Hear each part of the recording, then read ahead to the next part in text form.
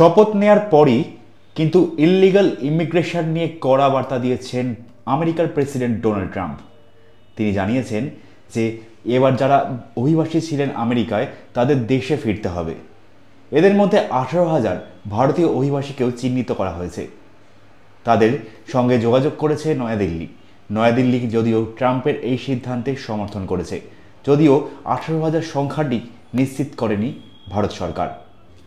The গার্ডিয়ানের একটি প্রতিবেদন থেকে জানা গিয়েছে পিউ রিসার্চ সেন্টার নামে একটি সংস্থা সমীক্ষা চালিয়েছে, যেখানে জানা গিয়েছে আমেরিকায় 18,000 ভারতীয় অভিবাসী রয়েছে। তবে এই সংখ্যাটি কতটা সঠিক তা কিন্তু জানা যায়নি। পিউ রিসার্চ সেন্টারের সমীক্ষায় জানা গিয়েছে আমেরিকার অভিবাসীদের মধ্যে 3 নম্বরে রয়েছে ভারত, প্রথমে রয়েছে মেক্সিকো, দ্বিতীয় স্থানে রয়েছে সালভাদর, তারপরেই রয়েছেন ভারতীয় অভিবাসীরা। তবে 18,000 এই সংখ্যাটি নিয়ে কোনো মন্তব্য করতে চাইছে না কেন্দ্র।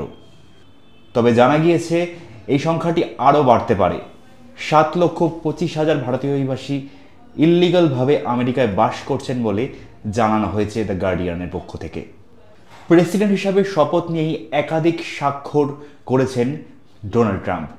জানিয়েছেন এবার অভিবাসন নিয়ে কড়া পদক্ষেপ নেবে আমেরিকা, অর্থাৎ আমেরিকার লোকেরাই সবচেয়ে বেশি অগ্রাধিকার পাবেন। আমেরিকায় জন্ম নিলেই যে আমেরিকার নাগরিক হওয়া যায় এই ধারণাই বদলে যাচ্ছে, অর্থাৎ নতুন করে আইন এনেছে ট্রাম্প সরকার, যেখানে বলা হচ্ছে আমেরিকায় জন্ম হলেই জন্মসূত্রে নাগরিকত্ব পাওয়া যাবে না। গ্রিন কার্ড হোল্ডার না হলে কিন্তু আমেরিকায় জন্ম হলেই সেই শিশুরা আর নাগরিকত্ব পাবেন না। এতদিন পর্যন্ত আমেরিকায় জন্ম হলে সেই শিশুকে আমেরিকা সরকার তাদের নাগরিকত্ব দিত। সেই নিয়মেরও বদল আসছে ট্রাম্প সরকারের অধীনে।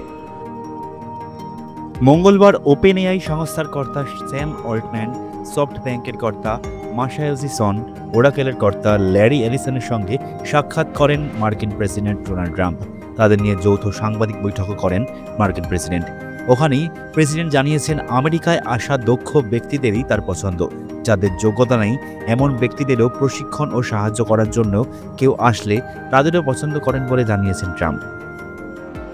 আমেরিকায় জন্ম নেওয়া শিশুদের বলা হয় জুসলি, অর্থাৎ যারা বাইরে থেকে অভিবাসী আমেরিকার বাসিন্দা নন, তাদের পূর্বপুরুষরা তারা যদি আমেরিকার মাটিতে জন্ম নেন তাদের বলা হয় জুসলি।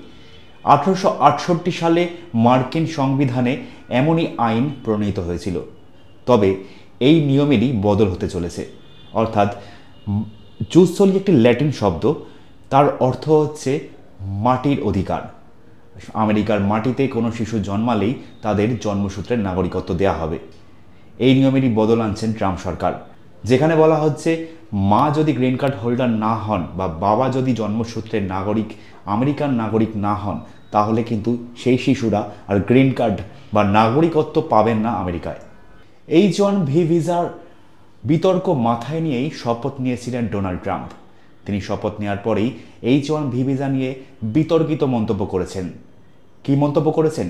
ট্রাম্প বলেছেন যে দক্ষরাই আমেরিকায় আসুক, অদক্ষরা নয়। কাজের ক্ষেত্রে দক্ষ নাগরিকরা, দক্ষ এমপ্লয়িরা যদি আমেরিকায় আসে তাদের জন্য স্বাগত। তারা যদি কাজ নাও জানে, অযোগ্য হয়, তাদের কাজ শিখে নেওয়া হবে।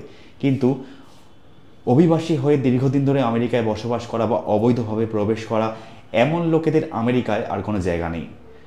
কর্মসূত্রে, অর্থাৎ আমেরিকায় যদি কাজের জন্য যায় কোনো নাগরিক, কোনো দেশের নাগরিক, তারা H-1B ভিসা পান।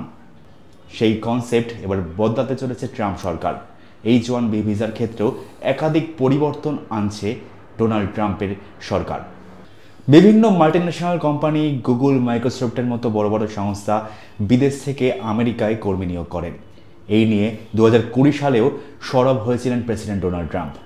সেই সময় সাময়িকভাবে H-1B ভিসা ক্যান্সেল করা হয়, কিন্তু তারপরে সরকারের বদল আসে, অনেক নীতি নিয়ম পাল্টায়। সম্প্রতি জানা গিয়েছে H-1B ভিসার 72% মানুষই কিন্তু আমেরিকায় ভারতীয় নাগরিক। তারা ওই কাজের সূত্রে আমেরিকায় থেকে সেখানকারই নাগরিক হয়ে গিয়েছেন। এই নিয়মের কিন্তু বড় বদল আনছেন ট্রাম্প সরকার। ডোনাল্ড ট্রাম্পের এই পদক্ষেপের বিরুদ্ধে মঙ্গলবার বোস্টনের ফেডারেল আদালতে জোটবদ্ধভাবে মামলা করেছে 22টি অঙ্গরাজ্য ও ডিস্ট্রিক্ট অব কলম্বিয়া ও সান ফ্রান্সিসকো শহর কর্তৃপক্ষ। যুক্তরাষ্ট্রের আইন বলছে যেসব নাগরিক অবৈধভাবে আমেরিকায় বাস করছেন তারা এই আওতায় পড়বেন। যারা ট্যুরিস্ট ভিসায় রয়েছেন, আমেরিকায় বাস করছেন, তারা এই আওতায় পড়বেন। যারা ট্যুরিস্ট ভিসায় আছেন তাদের শিশুরা আমেরিকায় জন্ম নিলেও আমেরিকার নাগরিকত্ব পাবেন না। বাবা ও মায়ের গ্রিন কার্ড না থাকলেও শিশুকে যুক্তরাষ্ট্রের পাসপোর্ট বা ভিসা দেওয়া হবে না। এতদিন পর্যন্ত H-1B ভিসার নিয়ম অনুযায়ী প্রথমে 3 বছর কর্মসূত্রে আমেরিকায় গেলে তাকে নাগরিকত্ব দেওয়া হতো। এরপর সেই মেয়াদ বাড়িয়ে আরও 3 বছর রিনিউ করা হতো। এই সব নিয়মের ক্ষেত্রে অনেক বদল আসছে বলে মনে করা হচ্ছে।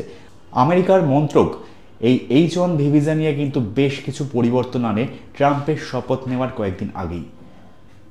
জানা গিয়েছে ট্রাম্প ক্ষমতায় আসছেন তা জেনেই H-1B ভিসার নিয়মে বদল করা হয়েছে, যদিও সরকারি সূত্রে এমনটি জানানো হয়নি। সেখানে বলা হচ্ছে আধুনিকীকরণের জন্যই এমন বদল এনেছে আমেরিকা সরকার।